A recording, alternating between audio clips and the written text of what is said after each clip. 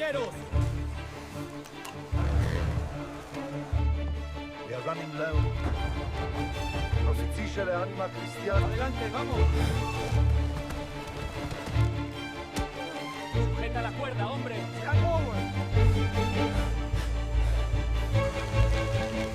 What if I told you that the invincible army of its time suffered a crushing defeat without a single clash of swords or large-scale battles? They ventured deep into the unexplored continent in search of golden cities and eternal glory, but encountered only endless, impenetrable green darkness. Saxa, I told you this. The jungle. The elite of the Spanish explorers, clad in heavy steel cuirasses and armed with the finest European muskets, strode confidently across the damp earth, absolutely certain of their superiority. However, the dense thickets of the Amazon, the treacherous hidden swamps, and the constant exhausting humidity proved to be a far more formidable obstacle than any high fortress walls. The dense canopy of the multi-layered rainforest completely blocked out the sun. Watch the video to the end, and you will learn what the true cost was, expressed in grueling daily labor, a broken will, and completely shattered illusions of one of the most ambitious expeditions in the history of the New World. Are you ready to learn the truth about what drove people into this green hell? It all began with a legend that stirred the minds of the Spanish conquistadors in Quito. The Inca Empire had already been conquered, but rumors of incredible riches in the east continued to circulate. They spoke of the mysterious land of cinnamon, and of course, the legendary El Dorado. Cinnamon was worth its weight in gold in those days, and control over its source promised fabulous profits. Gonzalo Pizarro, brother of the famous conqueror of Peru, decided to lead this grand expedition. He gathered under his command hundreds of Spanish soldiers and thousands of Native American porters. It was a well-equipped army, ready for any trials on the battlefield. They took with them a huge herd of pigs for food, many horses, and war dogs. It seemed that nothing could stop this formidable force, driven by a thirst for profit and glory. At the start of the journey, optimism reigned, and every participant believed in a swift and easy victory. They left the high-altitude city of Quito, rushing downward toward the mysterious eastern lands lying beyond the clouds. Pizarro had invested his entire fortune in organizing this expedition, hoping to multiply it many times over. The expedition members bid farewell to civilization, unaware that for most of them, this would be their final farewell. They were lured not only by spices and precious metals, but also by the opportunity to discover new lands for the Spanish crown. At that time, belief in the existence of fabulously rich cities was absolute and beyond question. The expedition was organized on a scale befitting a royal figure, underscoring the importance of the goals set. The conquistadors were confident that the jungle would yield to them just as easily as the great civilizations of the Andes. The first days of the journey seemed difficult but surmountable, fueling hopes of a swift reward for their efforts. We'd love to hear your thoughts. What do you think about the motives of people who gave up everything for the illusory dream of wealth? Write about it in the comments and be sure to subscribe to our channel so you don't miss new stories of great conquests. Guess how long it took for nature to break the spirit of this mighty army? As soon as the expedition crossed the snow-covered passes of the Andes, the situation took a sharp turn for the worse. They began descending into dense rainforests, where every step was an incredible struggle. The roads they were used to in the mountains vanished, replaced by impassable thickets. The horses sank into the mud, and the porters were exhausted under the weight of the cargo, which was becoming increasingly burdensome. The climate became unbearable, with constant high humidity and sweltering heat from which there was no escape. Endless rains began, washing away the soil and making travel nearly impossible. Supplies began to spoil at a catastrophic rate due to dampness and mold. The lush vegetation, which had initially been a source of wonder, quickly turned into their worst enemy, blocking their path. The Spanish armor and clothing, completely unsuited to such conditions, became veritable instruments of torture. It soon became clear that their maps and ideas about the terrain did not correspond to reality at all. The pigs, taken as a live food supply, began to scatter into the thick undergrowth or drown in the swamps. The Indian porters, unaccustomed to the lowland climate, began to weaken en masse from the grueling labor in unfamiliar conditions. The expedition's progress slowed to a few kilometers, and sometimes even a few hundred meters a day. The grand campaign began to turn into an exhausting and slow struggle against the environment. Pizarro, accustomed to quick victories, was furious at the delays, but there was nothing he could do.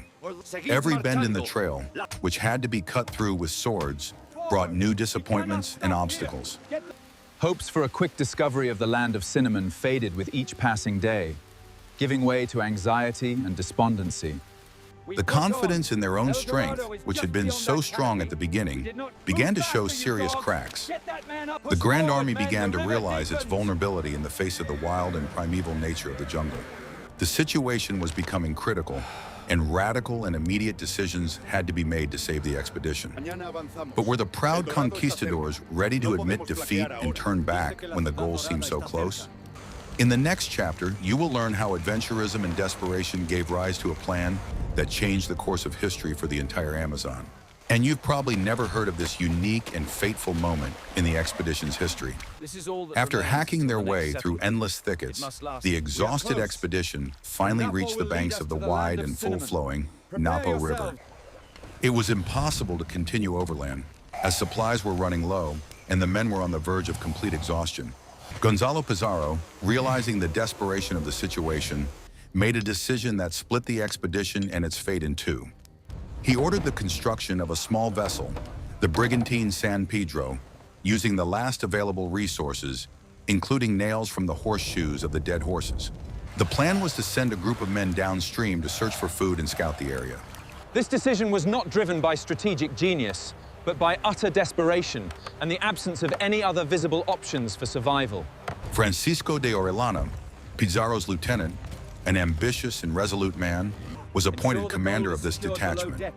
Several dozen soldiers set out with him, including the monk Gaspar de Carvajal, who kept a detailed diary of the expedition. They loaded the brigantine with what remained of their valuable possessions and set off, promising to return in a few days. The rest of the expedition, led by Pizarro, remained waiting on the shore, hoping for a speedy rescue and the return of the scouts with food. The moment of parting was fraught with anxiety, as no one knew what lay ahead on this vast and unknown river. The brigantine was quickly swept away by the strong current of the Napo and disappeared around a bend, carrying with it the hopes of those left on the shore. Orellana and his men found themselves completely isolated, left to their own devices and the great river carrying them into the unknown. This split became a turning point, transforming a single expedition into two completely different stories of survival and discovery. Pizarro believed that Orellana would carry out his orders and return, but the reality of the jungle dictated its own harsh and unforgiving rules. The division of forces, which seemed like a logical solution, turned out to be a fatal mistake that weakened both groups. Each member of the expedition now had to fight for his life alone, far from the support of his comrades. That moment on the banks of the Napo became a symbol of the collapse of the original plan and the beginning of a long and tragic escalation of the crisis. From that moment on, events began to unfold with catastrophic speed, leading to an inevitable and terrible conclusion. Please like this video if you're interested in this dramatic story, and we'll continue our dive into the events of the past. What you are about to learn will make you look at the concepts of despair and forced betrayal in a whole new light. Orellana's brigantine raced swiftly downstream, and it soon became clear that turning back would be practically impossible. The current of the Napo River was too strong to overcome with the oars of their primitive, sailless vessel.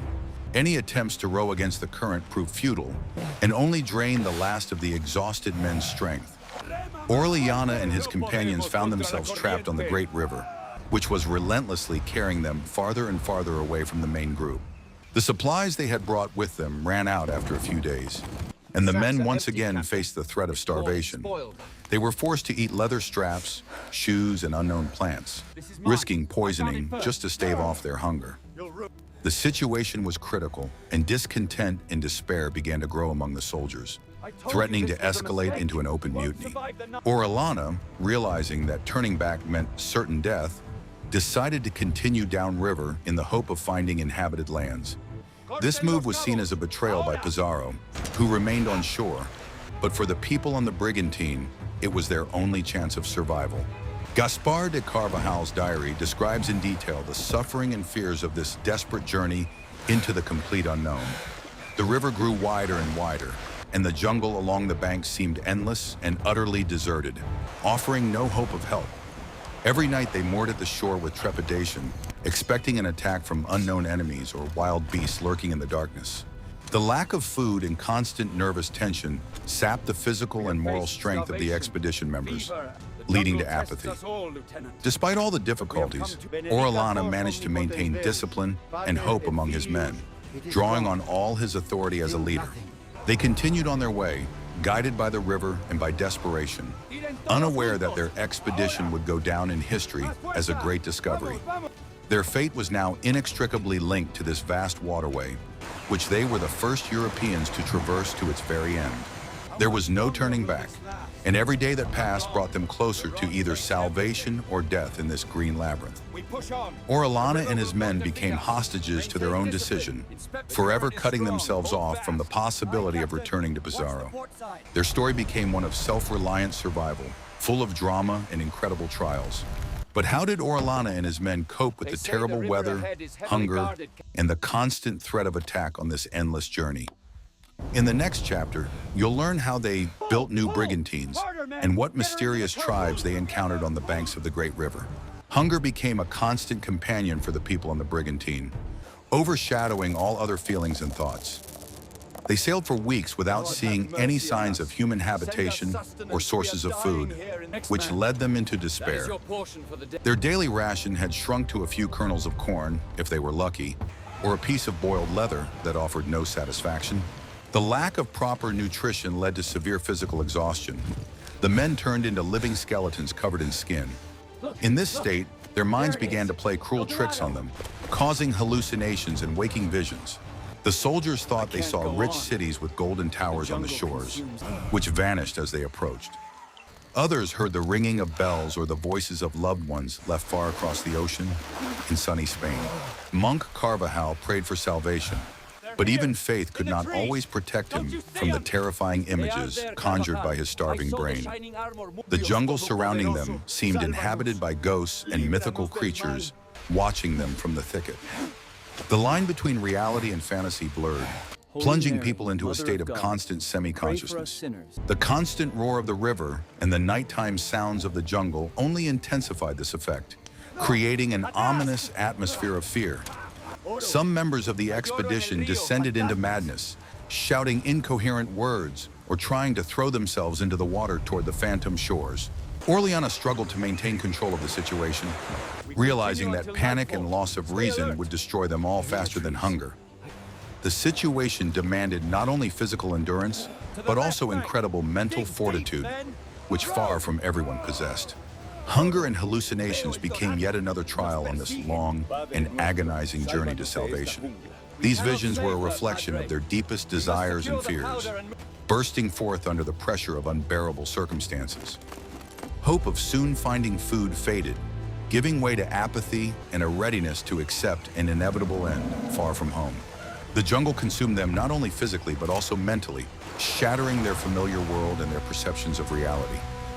Orellana and his men continued to drift, carried by the current and the remnants of their will through this waking nightmare. What if I told you that the legend of the warrior women had a basis in reality that terrified the conquistadors? During their endless voyage, Orellana's expedition began to encounter Indian settlements along the riverbanks with increasing frequency. In some of them, they found provisions and even gold, which temporarily restored their hope and strength. But the most intriguing information came from friendly tribes, who told of a powerful kingdom of warrior women. These tales, full of astonishing details, stirred the Spaniards' imagination, reminding them of ancient myths about the Amazons. The Indians described them as tall, fair-skinned, and incredibly strong women who lived without men and were renowned for their warlike nature. It was said that they possessed immense wealth and lived in large cities deep within the jungle, far from the river. To the conquistadors raised on chivalric romances, These rumors seemed entirely plausible and worthy of the utmost attention. They began to scan the riverbanks intently, hoping to see confirmation of these legends with their own eyes. Although Orellana was a pragmatist, he could not ignore this information, which could alter the very nature of their entire expedition. These tales gave their journey new meaning, transforming it from a mere struggle for survival into a quest for a mysterious kingdom, promising great discoveries. The monk Carvajal carefully recorded every detail he heard from the Indians, adding his own comments and reflections on faith. As they traveled down the river, the tension grew as the rumors became more frequent and detailed, heightening the anticipation of the encounter. The Spaniards prepared for a possible encounter with these legendary warrior women, not knowing what to expect from them. War or peace? Rumors of the Amazons became yet another driving force behind their expedition, compelling them to press forward despite all difficulties. This moment in the expedition's history demonstrates how myths and reality were closely intertwined in the minds of people of that era, shaping their perception of the New World. But did these women actually exist, or was this just another hallucination of starving men? In the next chapter, you will learn the truth about what actually happened during the encounter with the Amazons and how this battle influenced the fate of the expedition. While the Orellana sailed into the unknown, Gonzalo Pizarro's group, left behind on shore, was plunged into the depths of utter despair. The Spaniards waited for the brigantines' return for several weeks, until the last remnants of food were completely exhausted. Hunger became unbearable, forcing the soldiers to eat their own horses and war dogs, a sign of extreme need and lost hope. Diseases caused by the climate and exhaustion began to mow down the ranks of the conquistadors with terrifying speed, sparing no one. Pizarro's confidence in the Orellana's return gave way to the bitter realization of betrayal and inevitable doom in this cursed place. The situation became critical, and Pizarro decided to attempt a return to Quito, which seemed a nearly impossible task in their condition. The journey back was far more difficult as they had to make their way through the impenetrable jungle once again, but now without strength or supplies. Every kilometer of the return journey was marked by the deaths of comrades, whose bodies they had to leave to be devoured by wild beasts. The soldiers discarded their weapons and armor, which had become an unbearable burden, thinking only of saving their own lives. This was not a retreat, but a panicked flight from the green hell that had swallowed their dreams and glory. Pizarro, once a proud and confident leader, now marched at the vanguard, sharing all the hardships and deprivations with his men to keep their spirits up. They fed on roots, wild fruits, and insects, risking poisoning with every morsel found deep in the jungle. It was the moment of complete collapse for an ambitious expedition that was supposed to bring them wealth, but brought only suffering and death. Of the hundreds of Spaniards who set out on the journey, only a few made it back to civilization, emaciated, ragged, and forever broken by this nightmare. This expedition became one of the most tragic episodes of the Spanish conquest of the New World, revealing the limits of human endurance. Pizarro returned to Quito without gold or glory, carrying within him only the bitterness of defeat and hatred for Orellana. Meanwhile, Orellana's expedition continued its endless journey down the great river, which grew ever wider and more full-flowing. Chapter 8. Thousands of kilometers of journey lay behind them, filled with deprivation, hunger, and constant skirmishes with Indian tribes defending their lands. They had survived countless dangers, from fierce storms that threatened to capsize their fragile brigantines to ambushes set by hostile warriors. The men were completely exhausted, their clothes had turned to rags, and their weapons were rusted from the constant dampness. But their will to live continued to drive them forward. Despite all the hardships, Orellana managed to maintain discipline and faith in a successful outcome to their desperate journey. They began to notice signs that they were approaching the ocean. The river's current slowed, and the water took on a brackish taste, which sparked jubilation among the weary people. But the path to the sea was still long, and every day they lived demanded the utmost exertion of strength and vigilance from them. The constant fear of the unknown and a possible attack never left them for a moment, forcing them to remain on guard even while sleeping. Monk Carvajal continued to keep his diary, recording the latest events and expressing gratitude to God for every day they survived. This voyage became not only a great geographical discovery, but also a triumph of the human spirit, which managed to overcome unimaginable trials. Finally, after many long months of travel, the boundless expanse of the Atlantic Ocean lay before them, bringing tears of joy to the conquistadors' eyes. They had reached their destination, even though it bore no resemblance to the original plan for their expedition. Orellana and his men became the first Europeans to traverse the entire Amazon from its source to its mouth, undertaking one of the most significant expeditions in history. It was an incredible achievement, marred only by enormous losses and the bitterness of separation from their comrades left behind in the jungle. Their journey to the ocean became a legend, full of drama, despair, and incredible resilience, inspiring subsequent generations of explorers. Upon reaching the ocean, Orellana and his men did not find immediate salvation, as they still had a long journey ahead of them along the coast to the Spanish colonies. In their fragile river vessels, unsuited for sea voyages, they made a perilous crossing to Margarita Island. There they were finally able to regain their strength and recount their amazing adventures in the great discovery of the mighty river. Orellana, realizing the significance of his achievement, immediately set off for Spain to report to the king about the new lands and obtain the right to colonize them. His tales of rich lands, a vast river, and mysterious Amazon sparked immense interest at the royal court and among the public. King Charles V was impressed by Orellana's report and granted him the title of Governor of the New Lands, which were named New Andalusia. However, his return was overshadowed by accusations of treason brought by Gonzalo Pizarro, who had miraculously survived in the jungle and returned to Peru. Orellana had to spend a great deal of time and effort to clear his name before the Council of the Indies and prove that his actions were dictated by necessity. Having secured royal support, Orellana began assembling a new, much larger expedition to colonize the lands he had discovered at the mouth of the Amazon. The fate of the river itself was also decided. The original name, Orellana River, did not catch on, giving way to the more resonant and mysterious Amazon. This name was given in honor of those very warlike women, whose encounter had made such a strong impression on the conquistadors. Orellana returned to the mouth of the Amazon with a huge fleet and hundreds of settlers, hoping to establish a new prosperous colony. But fate was cruel to the great explorer. The second expedition ended in disaster due to disease, starvation, and attacks by the indigenous peoples. Francisco de Orellana himself perished in the jungles he was the first to conquer, never having managed to realize his dream of a great empire.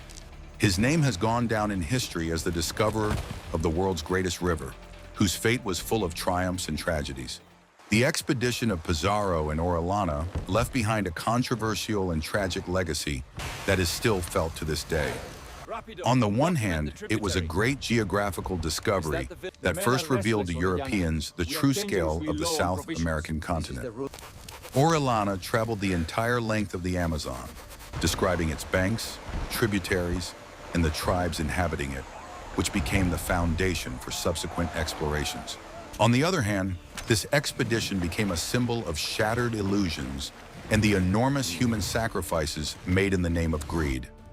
The land of cinnamon and El Dorado remained myths that continued to lure adventurers, leading them to certain death in the jungle. The fate of the expedition's participants was tragic. Most of them perished from starvation, disease, and in battles, never having seen the promised riches. The name of the river, Amazon, became a lasting reminder of the dramatic events and legends that surrounded this expedition from the very beginning. This discovery also had catastrophic consequences for the region's indigenous population, who faced unknown diseases and violence at the hands of the Europeans. Orellana's expedition paved the way for subsequent expeditions, which brought with them exploitation, slavery, and the destruction of the tribe's traditional way of life.